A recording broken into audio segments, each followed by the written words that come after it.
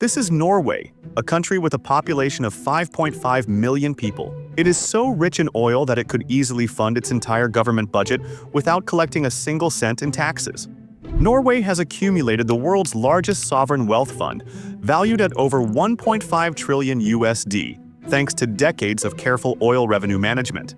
Yet, Norwegians pay some of the highest taxes in the world, with a top marginal income tax rate of around 47%. And this is Saudi Arabia, a country sitting on the second largest proven oil reserves globally, approximately 267 billion barrels. Despite its massive oil wealth, Saudi citizens pay almost no income tax, with a 0% income tax rate for individuals. Instead, the government relies heavily on oil exports and recently introduced a 15% WET to diversify revenue. Two nations, two vastly different philosophies. One chooses to save for generations to come, the other prefers to spend in the present. But why do Norwegian citizens willingly bear some of the world's highest taxes, while Saudis have long lived virtually tax-free? And why do these oil-rich giants follow such contrasting playbooks? To understand this contrast, we need to break it down. Let's talk about Norway first. In 1969, Norway struck black gold in the depths of the North Sea, and everything changed. What had once been a modest fishing nation was suddenly thrust onto the global energy map. Now, many countries that discover oil treat it as an endless jackpot, spending it immediately. But Norway took a different approach and quickly became one of the world's wealthiest nations.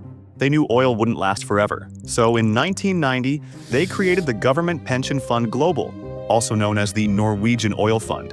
This brings us to the first key difference. Norway's oil fund exists to save wealth for the future. Saudi Arabia's oil wealth has historically been used for immediate spending. Basically, by the time the oil wealth came, Norway was a well-established democracy with several decades of national independence. So, when the oil wealth came, Norway decided to use this wealth to fund a functioning welfare state and later, a sovereign wealth fund. Today, it is worth over $1.5 trillion, making it the largest sovereign wealth fund in the world. That's $250,000 for every Norwegian citizen. As a matter of fact, the country only uses a small percentage of the profits each year to supplement the national budget, while the rest is invested globally in companies like Apple, Microsoft, Tesla, real estate, and even wind farms. Now, let's look at Saudi Arabia. Saudi Arabia pumps 9 million barrels of oil a day, enough to fill 1,000 Olympic-sized swimming pools. In fact, in 2023, Saudi Arabia produced 11.13 million barrels per day, accounting for 11% of the world's total oil production. And as for Saudi Arabia, when the oil wealth arrived, the country did not establish a savings fund for future generations. Instead, oil revenues were directed toward government spending, infrastructure development, and substantial subsidies. Saudi Arabia has a more centralized and state-controlled economy, where the government generates a significant portion of its revenue from oil exports. The kingdom has historically maintained a policy of not imposing personal income taxes on its citizens. This is partly due to the wealth generated by oil and the government's decision to use oil revenues to fund its budget, including public services, infrastructure, and social welfare programs. In turn, the government focuses on oil revenues and foreign investment to sustain the economy. For decades, this meant citizens paid no income tax, enjoyed fuel cheaper than water, and relied on royal handouts. And for a time, this model worked. Roads, cities, airports, everything was built with oil money. Citizens benefited from free education, free healthcare, and even free electricity. But in 2014, oil prices crashed, and panic set in. With 90% of the kingdom's budget dependent on oil, billions were lost. As oil prices fell, the government had no choice but to cut subsidies and introduce indirect taxes, sparking frustration among citizens accustomed to a tax-free lifestyle. And this brings us to one of the biggest differences between the two nations: taxation and public services.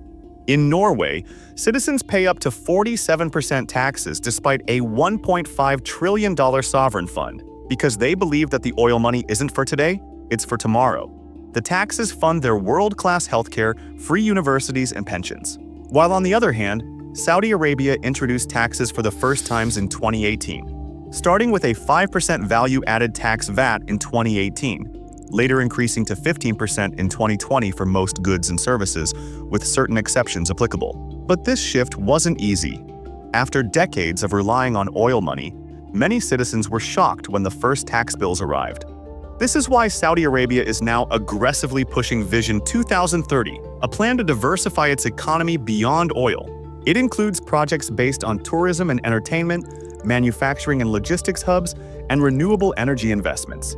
But while Saudi Arabia is racing to fix its over-reliance on oil, Norway had already solved this problem decades ago. Oil is only part of Norway's economy. It also has shipping and maritime industries, fishing and seafood exports, tech startups, and renewable energy investments. So even if oil disappeared tomorrow, Norway would still have a strong economy. In fact, Norway could abolish taxes tomorrow and still have enough wealth to fund its government for decades. But it doesn't. Beyond money and industries, there's something even deeper at play: governance. Norway's oil wealth is managed with extreme transparency.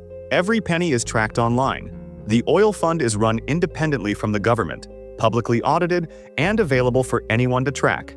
It is governed by strict ethical investment rules. Saudi Arabia's oil wealth, on the other hand, is controlled by the royal family.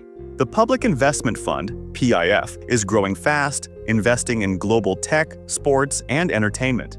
But its operations aren't as transparent as Norway's oil fund.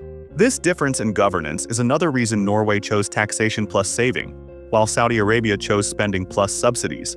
Now, let's talk about another important factor: population size and wealth distribution. Norway has a relatively small population of around 5.5 million people and a high GDP per capita. This allows the government to distribute oil wealth more evenly and invest in public services without needing to rely heavily on taxes. While Saudi Arabia has a larger population of around 35 million people and a less diversified economy. While oil revenues are substantial, they are spread across a larger population, and the government has historically prioritized maintaining social stability through subsidies and low taxes. And finally, we come to perhaps the biggest difference of all: the social contract.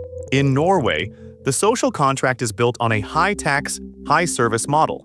Citizens pay high taxes, but in return they get universal healthcare, free education, and a strong welfare state. Saudi Arabia's social contract has historically been different. The government provides tax-free living, subsidies, and benefits in exchange for political stability and loyalty. But with oil revenues fluctuating, this contract is changing. As Saudi Arabia moves toward a more diversified economy, taxation and economic reforms are becoming necessary. So, in the end, it's not just about how much oil a country has, it's about what it does with it. Norway and Saudi Arabia chose different paths, shaped by their history, governance, and values. As the world moves toward a future beyond fossil fuels, only one question remains: which model will stand the test of time?